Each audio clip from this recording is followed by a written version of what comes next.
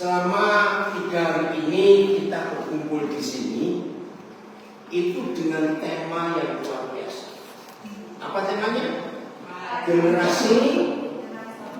Ayo, generasi perubahan. Kalau mendengar kata perubahan, itu langsung mikir apa?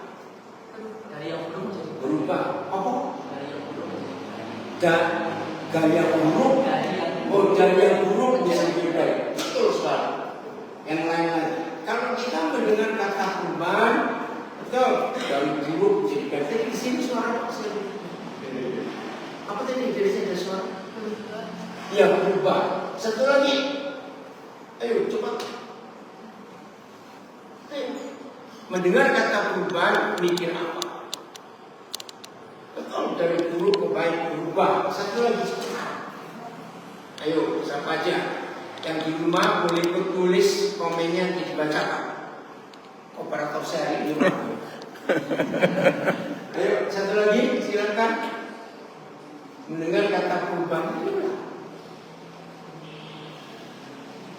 Ayo. Kenapa? Yang kelas 10 tadi. Dinamis. Dinamis. Oke.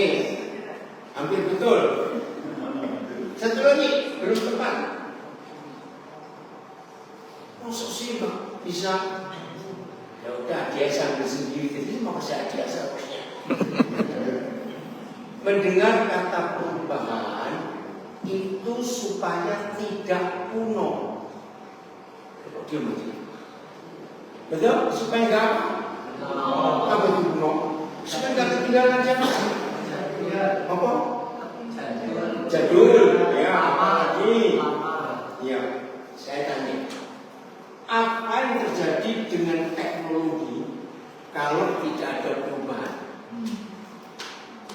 Ayo, apa yang terjadi dengan teknologi kalau nggak ada perubahan? Pernah dengar istilah sepur lempung? Nah, anak muda nggak tahu sepur lempung.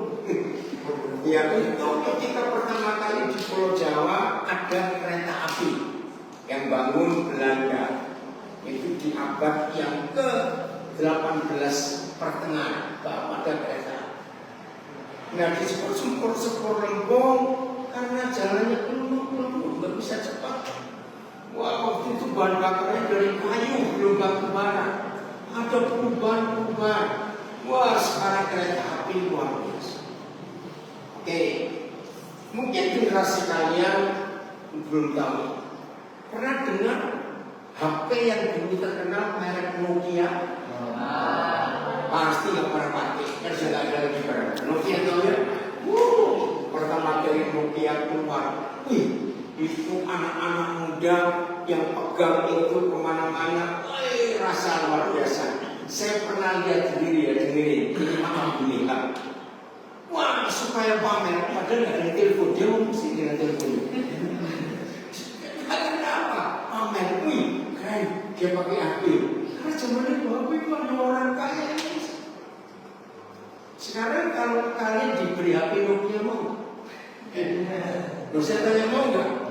Mau ganjal pintu. Nggak mau. Perubahan itu terus terjadi. Nah, lihat dalam teknologi, kalian harus tahu Nokia itu sombong. Layak mereka sombong karena tahun-tahun itu tidak ada HP sehebat Nokia.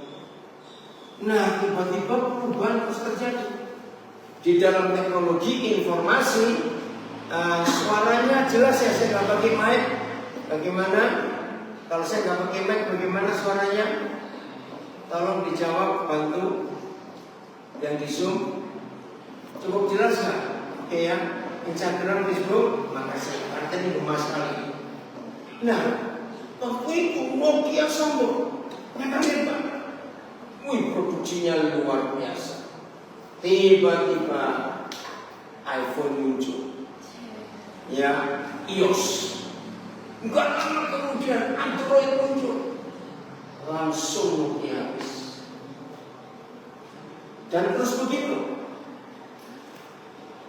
Berapa belas tahun, ya 20 tahun yang lalu, orang belum pernah mikir kamera digital. digital. Belum itu. Waktu itu kamera semua pakai film, tahu? Wah susahnya, habis foto mesti cuci jadi klise negatif, dicek lagi, bayar lagi. Wah waktu itu pemimpin film foto itu Kodak. Wah terkenal sekali mereka. Tapi habis juga. Ketika kamera digital cuma berapa tahun? Nggak sampai 5 tahun. Habis. Karena ada smartphone dan terus berkembang sampai hari ini. Nah, saya tanya pada Anda, apa yang terjadi dengan kehidupan, apalagi manusia, kalau nggak ada perubahan? Jadi apa? Ketinggalan, nggak ada kemajuan dalam hidup. Nah, di sini kita melihat Roh Kudus itu satu-satunya agen. Roh Kudus itu satu-satunya pribadi yang membawa inovasi. Tahu kata inovasi? Membawa perubahan. Itu hanya Roh Kudus. Maka itu gereja harus memerlukan Roh Kudus untuk membawa perubahan. Nah, ini masalah. Aduh, kalau saya ngomong ini menyedihkan sekali. Maaf ya, terus terang. Kalau kita melihat fakta antara Roh Kudus dengan kuasa kegelapan, roh jahat, siapa yang lebih cepat mengalami perubahan? Jawab jujur. Roh Kudus atau roh jahat? Betul. Wih, perubahan roh jahat ini cepat sekali.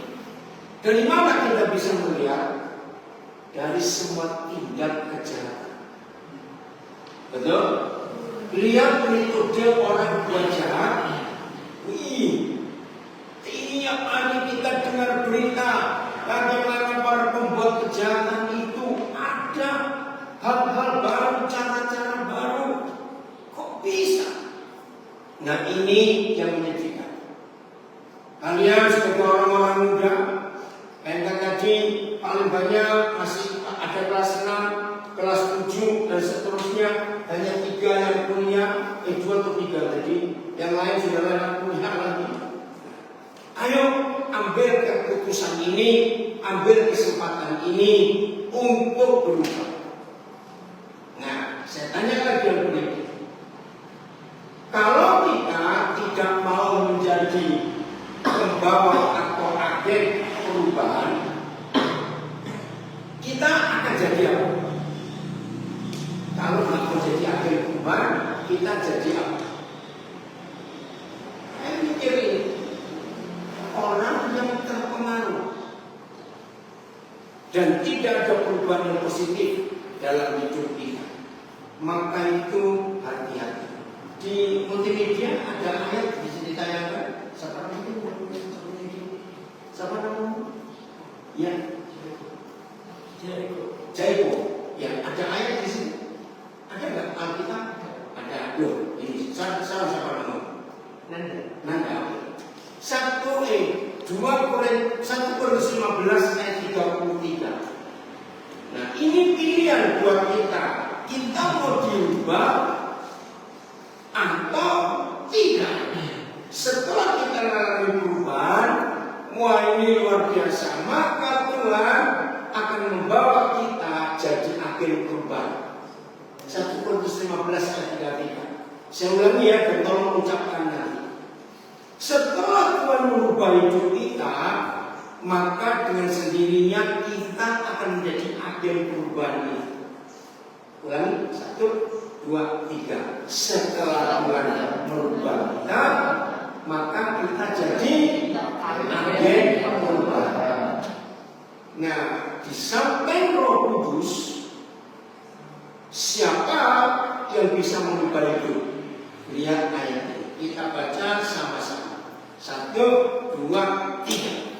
Janganlah kamu sesat, pergaulan yang buruk saat Nah, dari buruk tadi siapa yang ujian ngomong tadi? Yiska. Jil Pak. Yiska. Jiska.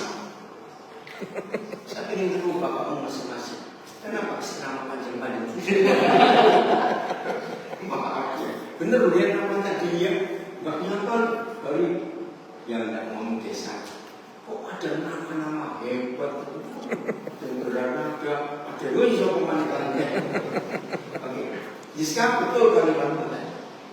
Perubahan itu dari apa tadi Jiska bilang? Dari buruk ke baik. Nah, menurut 1 Korintus 15 ayat 30, di dalam dunia ini agen perubahan paling dasar itu sama. Ayo lihat. Janganlah kamu sesat, janganlah kamu ngawur, janganlah kamu sembrono, jangan hidup serampangan, sebab berarti siapa agen perubahan dalam dunia ini? Siapa agen perubahan dalam dunia ini? Ayo serta. Oke, baca lagi. 1, 2, 3. Jangan sesat, jangan ngawur, jangan sembarangan, jangan sembrono.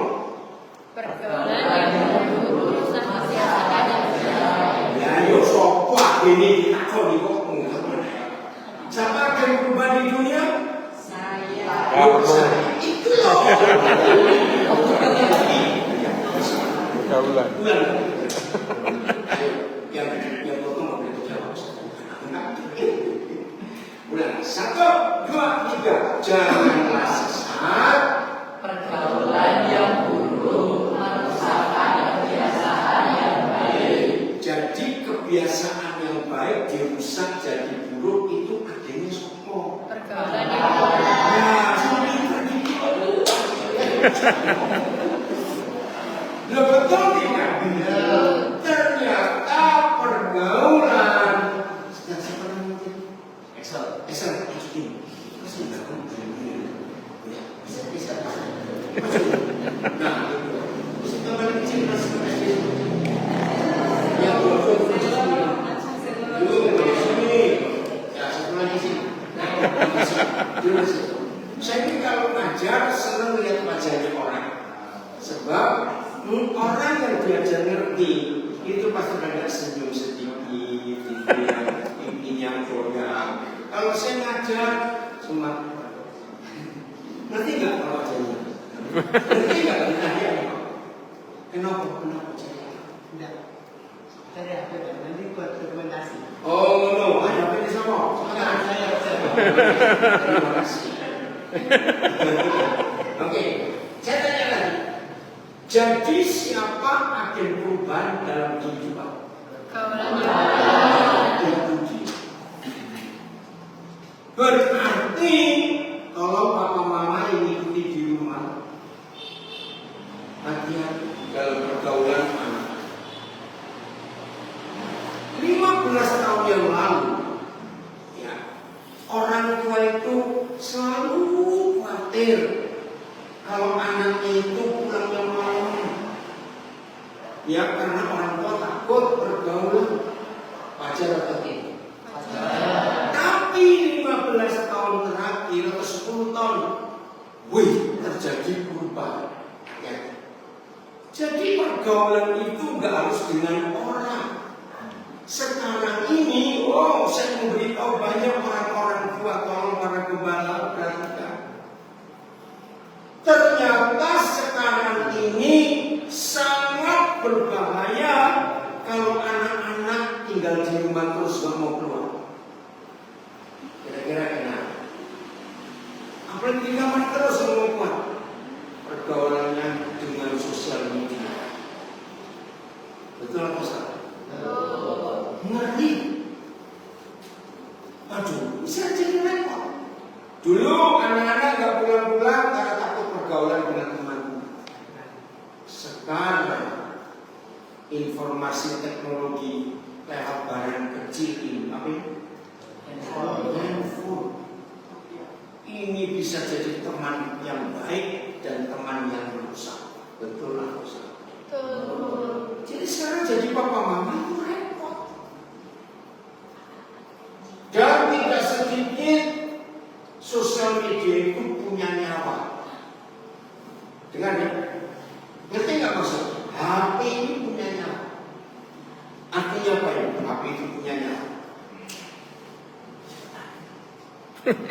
Apa itu arti HP? Kan tadi ini pergaulan. Berarti itu siapa? Ayo secara umum sebelum ada HP sebelum bergaul itu siapa? Akhirnya. Terus saya tanya, kucing kah, monyet kah? Saya jawab, siapa? Nah teman gitu loh. Oke? Sekarang dengan adanya teknologi informasi, siapa yang jadi berpengaruh di hidup anak-anak muda? Sosial media. Betul atau salah kalimat? Jadi orang-orang sekarang bingung. Tidak sedikit anak-anak remaja, anak-anak muda bunuh diri, rusak, free sex dan sebagainya gara-gara ada sosial media. Betul? Terus sekarang ini luar biasa. Nah, coba saya tanya, kalau begitu yang lebih mudah diatasi orang atau barang ini? Orang lebih mudah diatasi. Tapi kalau sosial media,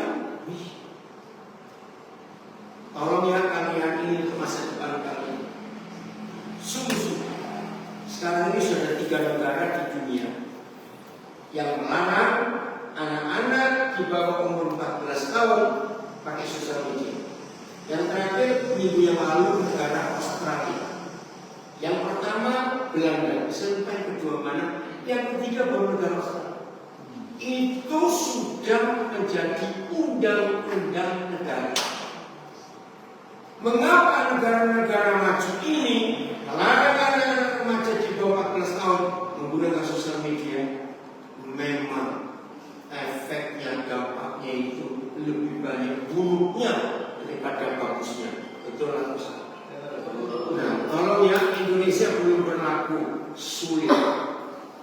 Jadi begini, kalau sudah jam 9 malam, jam 21, ya, mau di WIT, mau di WIB, mau di Wita, setelah jam 21, jangan ada pengguna HP lagi untuk usia kalian. Itu jamnya tidur, jam istirahat. Sampai percaya perkataan saya, begitu kalian mau tidur, sudah ngantuk sekali, sudah capek sekali. Tolong jawab jujur ya.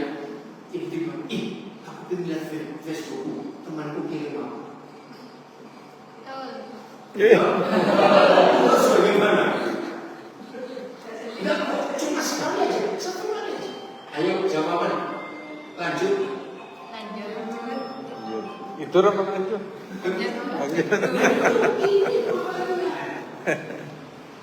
Oke, saya percepat. Jadi kalau anak-anak seusia kalian tergantung dan dikuasai oleh sosial media, kalian bisa belajar banyak di sana. Ngantuk dan pikiranmu penuh dengan semua di sosmedmu. Dan sosial media ini nggak bisa disaring, betul nggak? Semua masuk, nggak bisa disaring. Kalau papa mama sama orang tua saya marah, sudah hampir 10 tahun ini, suami istri dimanapun juga, waktu mau tidur, tolong HP jangan dibawa ke kamar. Saya beritahu anak-anak, waktu kalau ibadah saya sedang mengajar, ada orang tua ikut hadir anak-anak juga. Saya bilang, anak-anak, malam ini kalian jadi satpam untuk papa mama. Satpam apa? Periksa HP. Pokoknya kalau tidur tidak boleh bawa HP. Kenapa? Itu setan bekerja luar biasa. Bayangkan, dari melek mata pagi sudah habis. Memang urusan kerjaan, urusan apa di barang. Malam sampai rumah, masa bawa apa lagi ke kamar? Tahu? Salah satu cara setan merusak pernikahan adalah memotong jalur komunikasi. Ada dia, kalian belum dengar. Begitu komunikasi suami istri diputus, dan yang putus yang namanya aku. Akhirnya nggak ada waktu suami istri untuk berdua cerita apa saja. Jawab, ngeri nggak hubungan suami istri? Rusak hubungan orang. Maka itu, maka itu ingat, tahan diri, katakan kepada diri sendiri, cukup. HP cukup. Sampai sore saja. Atau jam 21 tadi, setelah itu stop. Waktunya istirahat. Jelas. Berapa banyak anak-anak kecil yang di bawah 5 tahun gangguan mata, penglihatan, gangguan syaraf, gangguan mental karena terikat dengan HP. Pernah tahu nggak kasus-kasus seperti itu? Akhirnya anak-anak kecil jadi makhluk asosial. Tahu kata asosial? Anak-anak itu nggak butuh mama papanya, nggak butuh kakak adiknya, nggak mau berteman. HP terus. Ini jadi asosial. Nah, saya tanya lagi. Jadi siapa agen perubahan yang paling gampang terjadi dalam hidup sehari-hari? Setelah kita lihat ayat ini, cepat.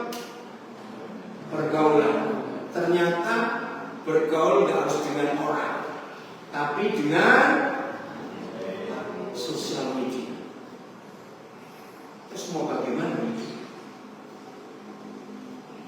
Ada sebuah kisah yang tragis dalam hidup keluarga Raja Daud.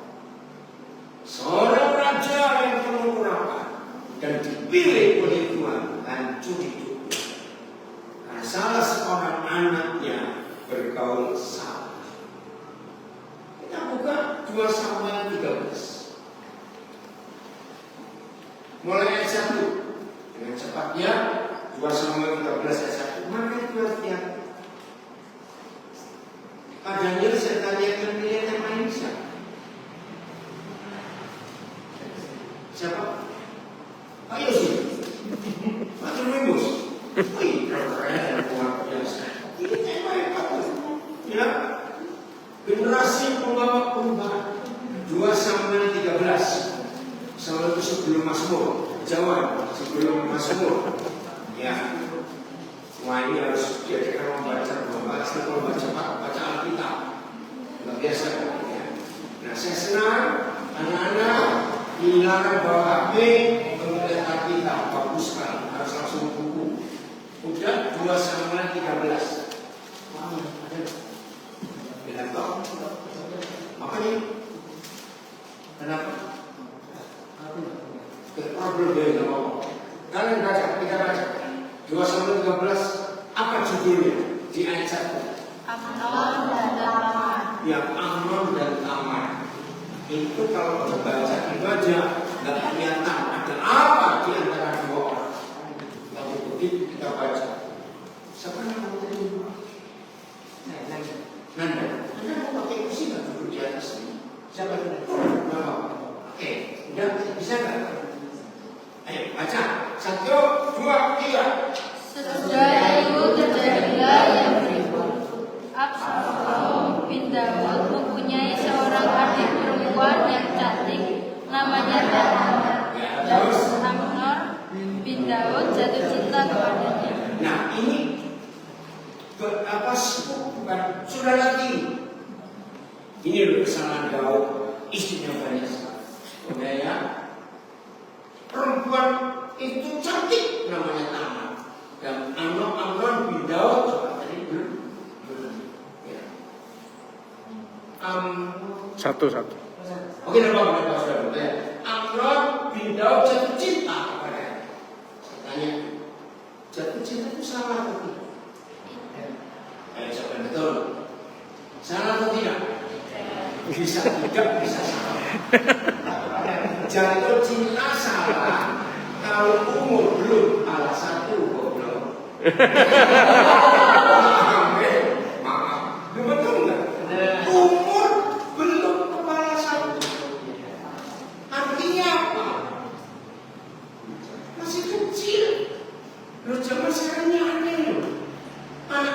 SD sudah jatuh cinta. Belum ada, oke? Nah, bahkan akhir kepala satu pun belum waktunya jatuh cinta. Jaga diri. Menikah itu paling tidak setelah umur 25 itu baru matang.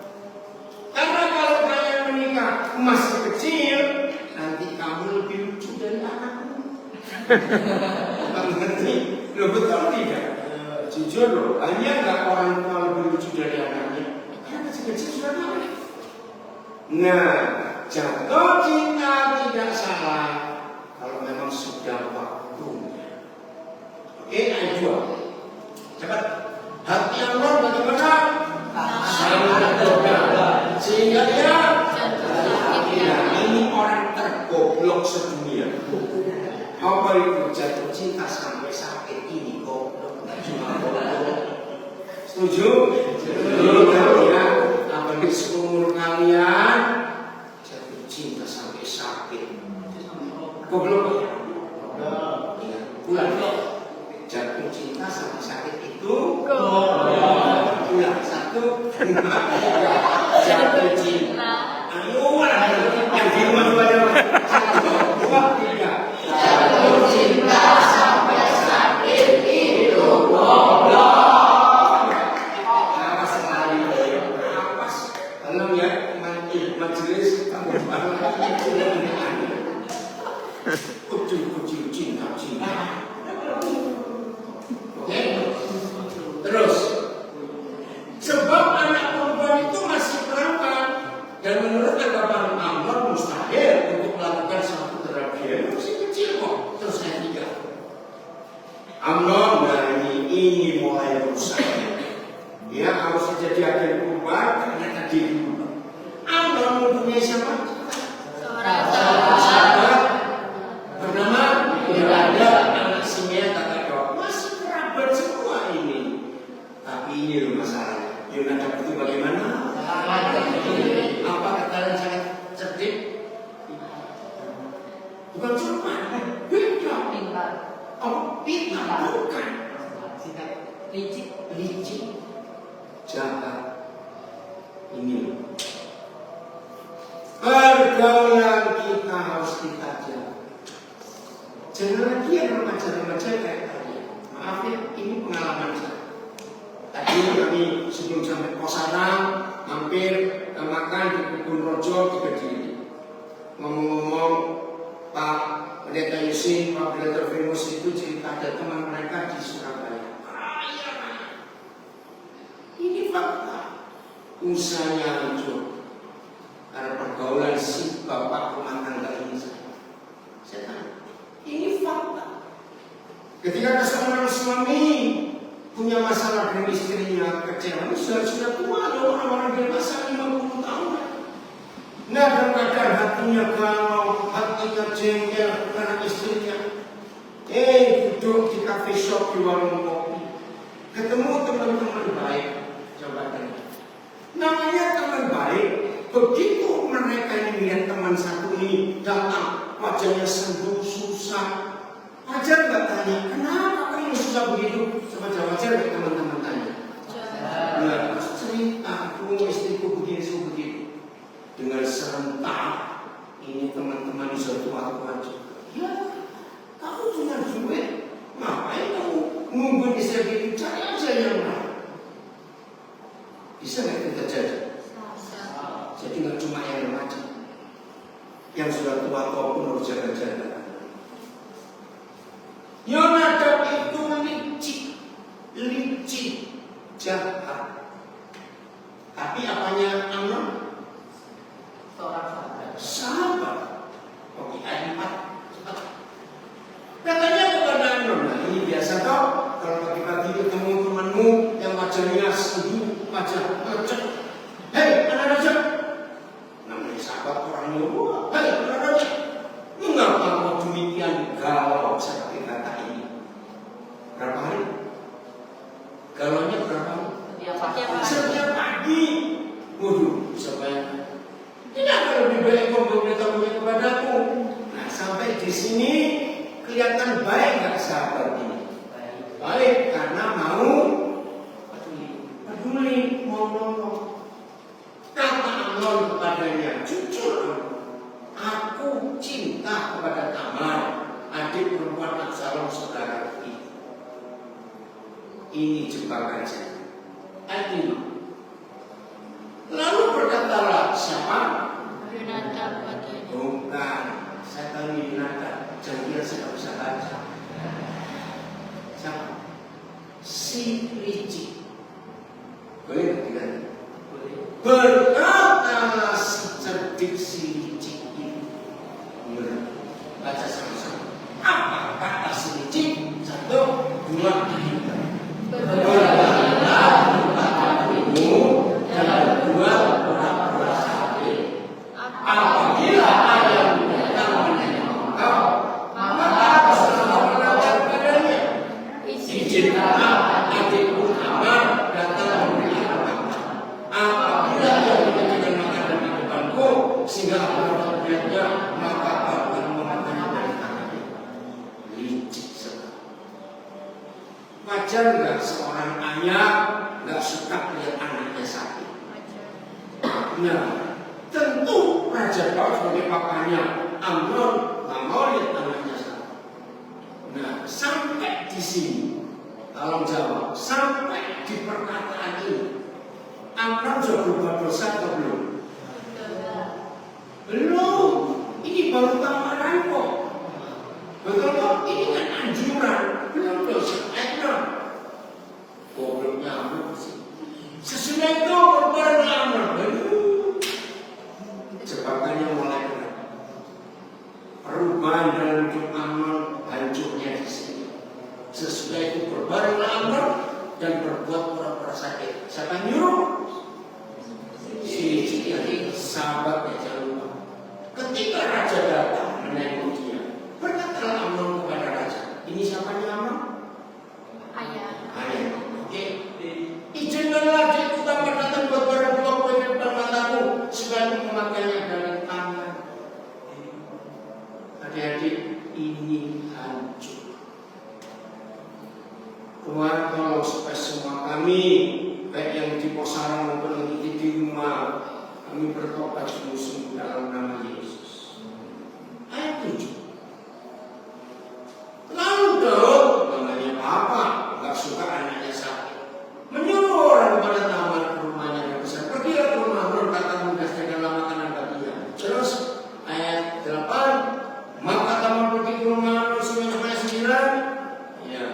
Sesudah itu gadis mengambil kuali dan mengeluarkan isinya dan mengambil, tapi dia tidak membakar.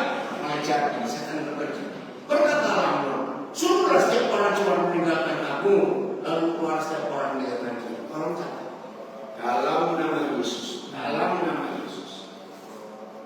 Saya tanya, walaupun pendeta bisa kebal seks, jawab, walaupun pendeta bisa kebal terhadap seks, tolong catat, suatu kali entah kapan entah di mana, kami nggak bisa mengawasi kalian 24 jam penuh. Betul kan?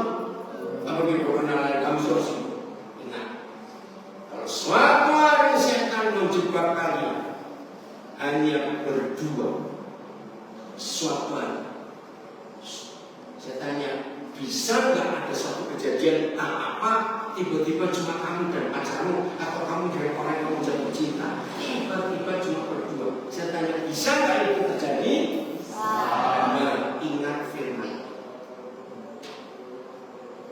Iblis tidak bisa bekerja di tempat yang banyak orang dalam arti khusus. Setan mulai masuk ke kamu, suruh semua orang keluar. Jadi tinggal berapa orang? Jangan ya. Betul-betul kami minta dalam nama Yesus, jangan. Kalau kamu dipaksa, kalau kamu dijebak pun, ya. Ini 3 hari ini saya lagi menangani satu anak, nggak jauh dari sini. Tanggal 16 Juni kemarin, dia baru bebas dari LPK, Lembaga Pemasyarakatan Khusus Anak, gara-gara narkoba. Kena 2 tahun, tapi dipotong. Baru bebas 16 Juni. Saya lagi bimbing dia. Ya memang ada kesalahan saya harus cepat bergerak karena waktunya saya di situ. Karena saya juga menunggu persiapan semua. Tiba-tiba 3 hari lalu dengar kabar dia ketangkap lagi gara-gara narkoba. Sekarang ada di Polres, sedang tunggu sidang. Tadi ibunya kontak dalam perjalanan saya dari Surabaya ke Kediri, nangis-nangis. Ya, kita tunggu aja gimana proses. Karena dijebak tadi. Bisa nggak saya akan bekerja dengan cara ini? Sampai sedikit baru bebas tanggal 16 Juni. Logikanya, ada nggak orang senang dalam penjara?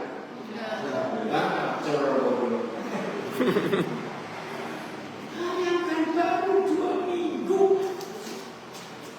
Ya udah itu pilihan. Maka latihan, jangan kita dijebak. Lalu bagaimana?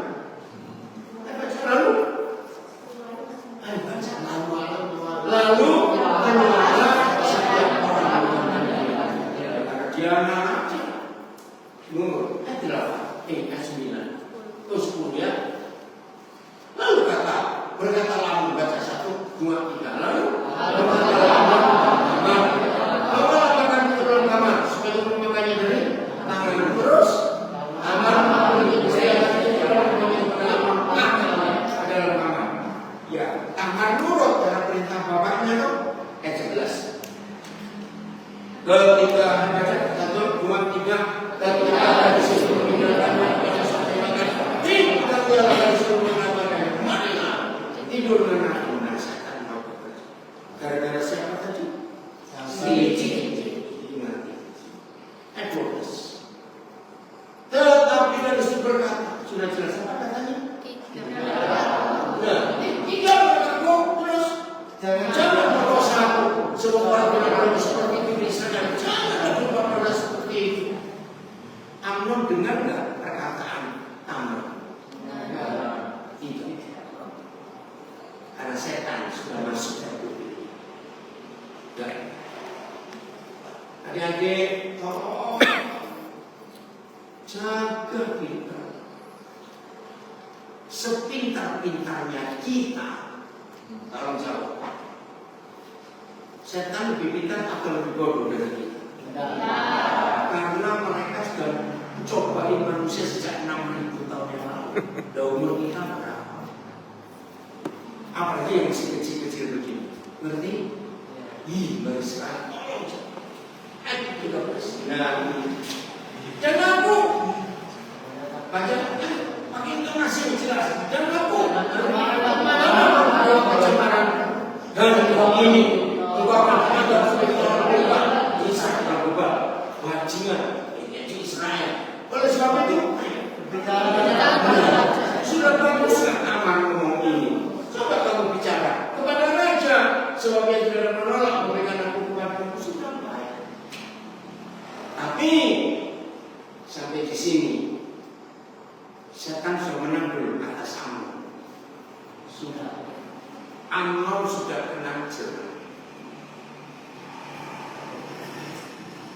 Wih, ngeri sekali. Maka itu jaga. Terus ayat 14. Tetapi Amnon bagaimana? Tidak mau mendengarkan perkataan si Tamar. Sebab Amnon bagaimana? Lebih kuat daripadanya. Aduh, hancur. Nah, tolong jaga.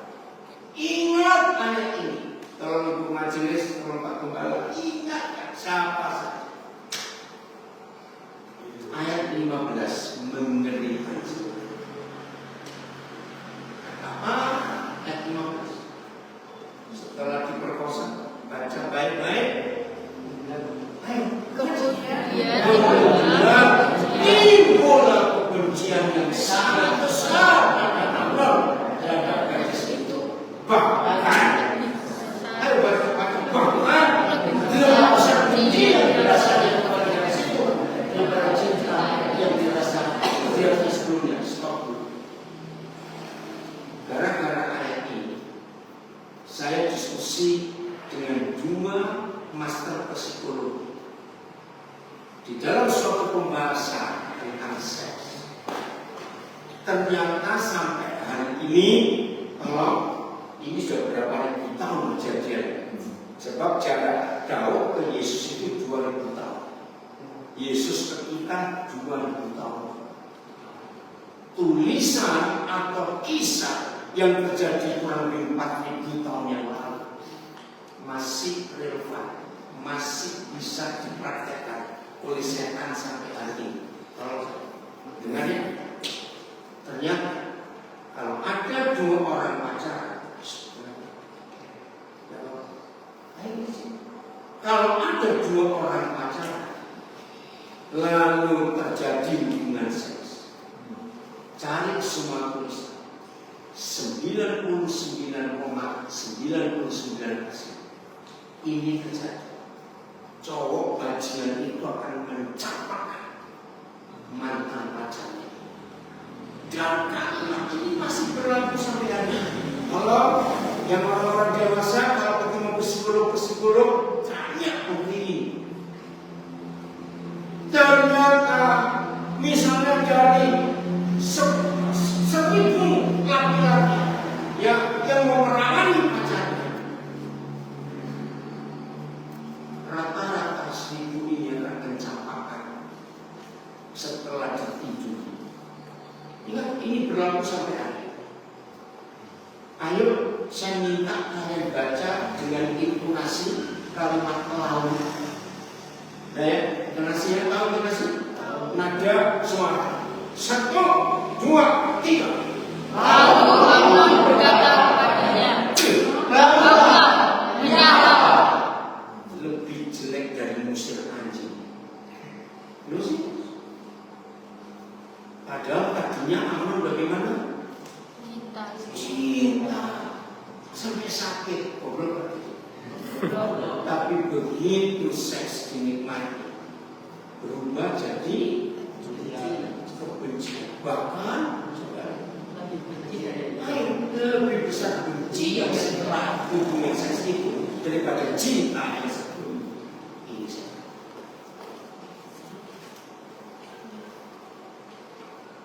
Dalam hidup saya sudah ketemu, maaf ya teman-teman, gadis-gadis goblok. Pokoknya kalau pacaran, kalau ngajak hubungan seks, 99,99% pasti dicatat. Dan kurang ajarnya bajingan ini, nggak sampai seminggu dapat jalan ini. Lu serius? Setan pakai orang ini.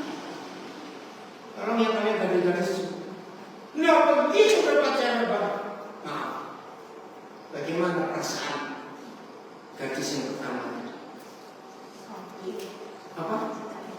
Nggak dengar? Bagaimana? Saya katakan tidak, justru salah. Sekarang juga saya katakan ini, saya katakan ternyata tidak. Ini loh yang muncul, itu buat saya nangis. Ternyata gadis yang pertama ini punya rasa kasihan kepada cewek baru ini. Wajar nggak?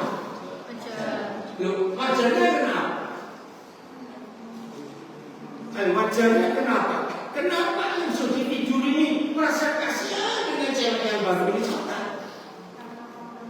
Ia memang tahu rasanya dikhianati. Masalah baru muncul. Coba dengar, masalah baru muncul. Tolong ya. Kira-kira kalau gadis yang pertama ini dekati cewek yang baru ini, ngomong, hati-hati, aku ini korban. Ayo jawab. Kira-kira cewek yang bodoh ini jawab. Bukan kata saya saja. Langsung keluar kata-kata, kamu iri ya? Loh, betul tidak? Ini masalah. akhirnya jatuh korban kedua. Dan ternyata setan ini tidak berhenti. Bajingan ini cowok ini akan dicari gadis-gadisnya, karena dia sudah jadi alat setan untuk merusak. Tolong ya, perhatikan. Bayangkan sudah 4.000 tahun masih relevan, masih berlaku sampai hari ini. Tidak hebatnya firman Tuhan. Tolong. Maka itu saya punya nasihat untuk anak-anak raja saya. Kalian pesannya, apa nggak larang kalian? Silakan bertauhid. Tapi kalau sampai cowokmu minta cium, hati-hati. Karena ciuman itu pintu gerbang seks, katakan. Kalau nggak percaya, ini perbandingannya. Apa bedanya nyium ayat dan nyium pacar? Jawab. Nyium ayat dan nyium pacar itu bedanya apa? Cepetan. Bisa tanya. Ngerti? Lu ngerti nggak artinya? Tidak ada orang hidup dicium dan terasa. Kok betul? Lu sih betul kan cerita. Oke, kalau nggak mau nyium tembok. Ngerti? Oke? Begitu cowok minta cium, saya beri 3 jurus pada anak-anak saya. Ikuti ya, gadis yang di rumah. Jurus pertama, berdiri, putar tangan kananmu, tunggu dulu. Putar tangan kananmu, kumpulkan seluruh kekuatanmu di tangan kanan. Setelah kamu merasa sudah kuat, jurus kedua, semua kosan kuat. Jurus sampai kelopak-kelopak. Jurus ketiga, tendang masuk angkot. Jurus ketiga, panggilkan anjing sekampung untuk mencini berai bajumu. Hanya untuk cium. Serius. Oh ya. Ingat, Tuhan membutuhkan kita untuk jadi agen perubahan. Jangan kita yang jadi. Siap ya? Hati-hati. Cowok-cowok jaga diri dulu. Godaan juga. Inilah yang kita harus jaga dalam hidup. Sebelum saya akhiri, ada yang mau bertanya? Yang di rumah juga ada yang tanya, di biar pemerintah terus baca. Ayo, ada yang mau tanya di sini. Hati-hati. Oke, sambil mikir, saya tanya lagi. Dari semua yang kita pelajari tentang pergaulan, tentang sahabat, tentang fakta-fakta yang ada, kalian pernah dengar kasus-kasus seperti ini? Nah, itu terjadi sampai hari ini. Oke, ada yang mau tanya? Cepetan tanyakan apa? Ini pasti selesai. Orang menjaga atau misalkan sebab masa remaja dan dewasa itu kan godaan semakin banyak. Iya. Bagaimana caranya supaya kita tetap bisa menjaga godaan itu? Ya, Anda saya harus. Nomor 1, kamu harus punya komunitas. Benar ya? Kamu harus punya kelompok yang saling menjaga, saling menasihati, saling menguatkan. Harus. Kalian lihat di satu gereja atau ada berapa gereja? Satu gereja. Nah, berbeda per satu gereja. Tiap kali di antara kalian punya teman baru, ya, apalagi teman itu tidak mau masuk ke komunitas ini, kalian harus cerita kepada yang paling dekat. Misalnya, saya tahu ya Pak Daniel di majelis, misalnya dibagi ada 3 orang atau lebih tergantung. Ini yang paling kompak, nanti maksudnya paling kompak di sini. Nah begitu yang satu dapat teman baru, cerita, aku dapat teman baru. teman ini begini. Nah supaya yang 3 atau yang 2 itu ngawasi. Maksud kita aman nggak? Lo aman nggak? Aman. Karena dia melindungi, menjaga. Ya. Yang kedua, sebelum kalian lebih jauh masuk dengan teman baru ini, coba kenali dulu latar belakangnya, ya pendidikannya semuanya. Karena kalau sudah tahu itu bahwa pengaruh jelek, ya tinggal jurus ketiga. Kalau rajin-rajinnya kumpul, gak usah tiap hari, kita nggak belajar mana. Ya kumpul, saling menguatkan, saling kenal. Jadi menjaga kekudusan bukan dengan rajin doa, dengan kita benar. Komunitas saja, itu penting sekali. Ada apa-apa saling cerita, maka akan kuat. Coba bacakan ayatnya, Yakobus 5 ayat 16. Ini ayat luar biasa. Tapi masih banyak gereja yang belum menyadarinya. Habis ini setelah Anda yang lain coba tanya ya. Yakobus 5 ayat 16. Nah, sekian puluh % gereja dan pendeta kalau korban ayat ini pasti cuma sepotong bagian B. Doa orang yang benar bila menyakiti didoakan sebesar kuasanya. Betul?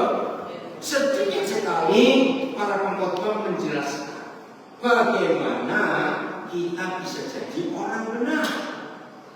Karena yang besar kuasanya kalau doa dengan serius itu orang benar. Nah ternyata ada terjemahan yang salah. Satu kata saja tapi ganjalan yang fatal. Gini untuk jadi orang benar. Lihat mulai kalimat pertama. Baca karena itu. Karena itu kalau saling mengaku dosamu dan saling mendoakan supaya kamu benar. Nah ini salah. Kenapa kok jadi sembuh? Ya otomatis sembuh dan benar kan gak nyambung. Tapi ini benar seharusnya. Aduh sedih ya. Sudah berapa orang protes kelembagaan Indonesia? Tolong dibantu. Keras kepala mereka. Ada beberapa ayat yang salah dalam terjemahan. Harusnya benar. Nah, hendaklah kita saling mengaku dosa dan saling mendoakan. Ini namanya komunitas. Saling kenal. Coba saya tanya, mana lebih mudah ngaku dosa ke Tuhan atau ke teman? Salah jawab kamu. Ulang. Mana lebih mudah ngaku dosa ke Tuhan atau ke teman? Itu kedua dong. Teman lebih gampang. Kenapa? Teman lebih gampang. Salah.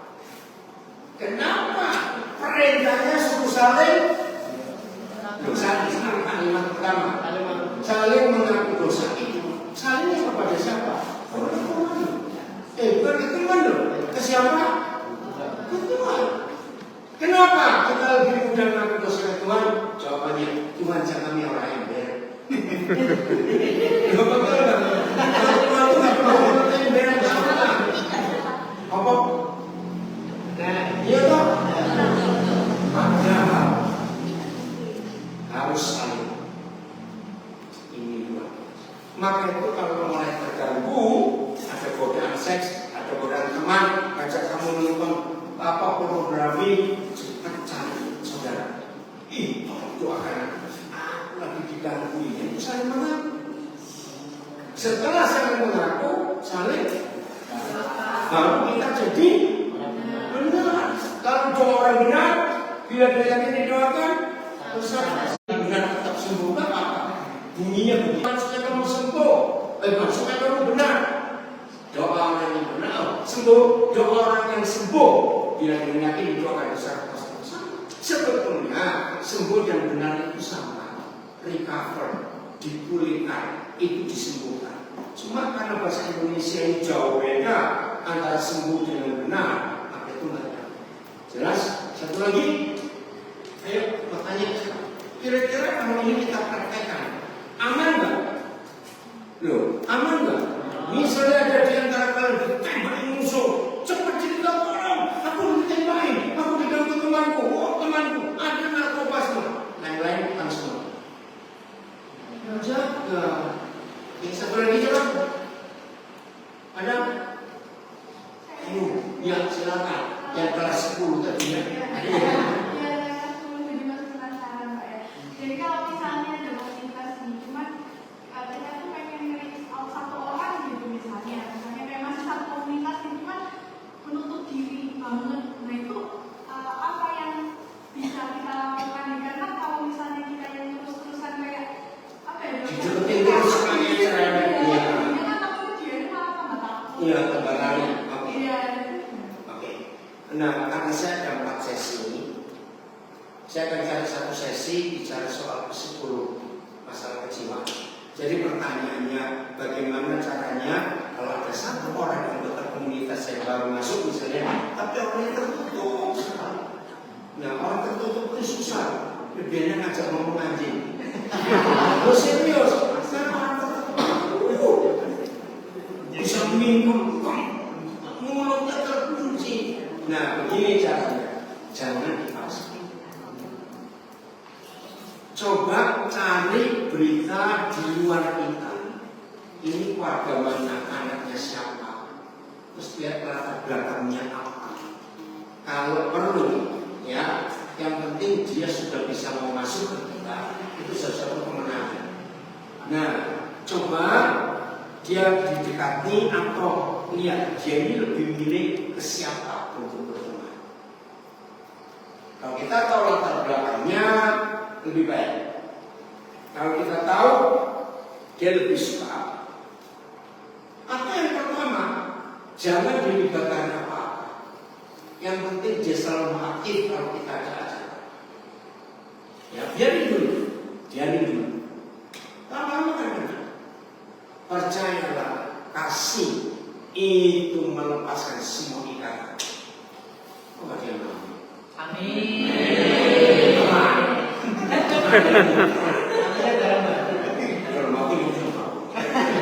Oke ya, jadi bersyukur satu jiwa ada di antara.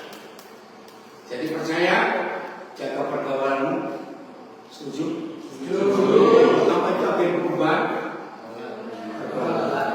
Bisa orang, bisa sosial media. Pintar semua. Hati-hati dengan pacaran. Tuhan memberkati kita semuanya.